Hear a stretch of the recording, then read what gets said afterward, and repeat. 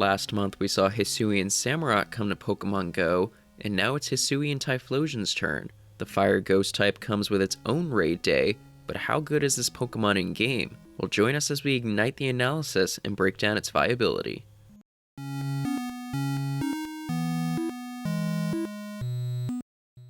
Welcome back, everyone. Hisuian Typhlosion comes to Go in a similar manner to Samurott with a raid day this weekend. Now, because this form of Typhlosion is only available through raids right now, it'll be very difficult to get one with the stats for Great League. It is possible, but you need to get really lucky when trading with a good friend specifically, where you have an IV floor of 1. The only two IVs that fit into the Great League are 111 and 112, so 2 IV combinations out of 3,375 means you have a 0.05925% chance of getting a Great League eligible Samurott. Pretty slim.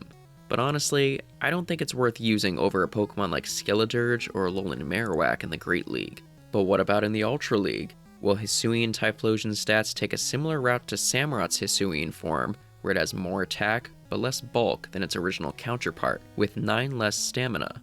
As a result, it's a bit less well-rounded for PvP, but do its moves make up for that? Honestly, not really. I think the big issue Hisuian Typhlosion runs into is its fast move selection. The Johtonian form has great fast moves with Incinerate and Shadow Claw, but the Hisuian form isn't as lucky with the far worse Ember and Hex. I would opt for Hex, but it's still a lot worse than Shadow Claw. It does less damage and makes it less flexible, which is something a frail Pokemon like Typhlosion really needs. However, it does at least have nice charged move options, with Fire Punch being a nice bait move and both Shadow Ball and Wild Charge for some powerful nuke moves.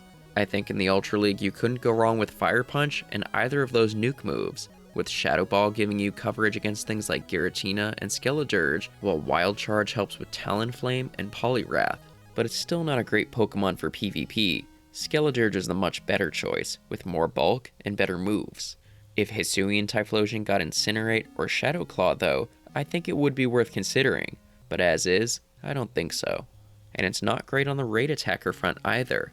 Without Blast Burn, Hisuian Typhlosion is just a worse fire attacker than its Johtonian form. It would surpass it if it ever got Blast Burn, but we're left guessing when or if that will ever happen. And while it's definitely more respectable as a ghost attacker, it still can't compare to Gengar or Chandelure, never mind the various Shadows and Megas for the ghost type. So unfortunately, this Hisuian form is a bit of a dud.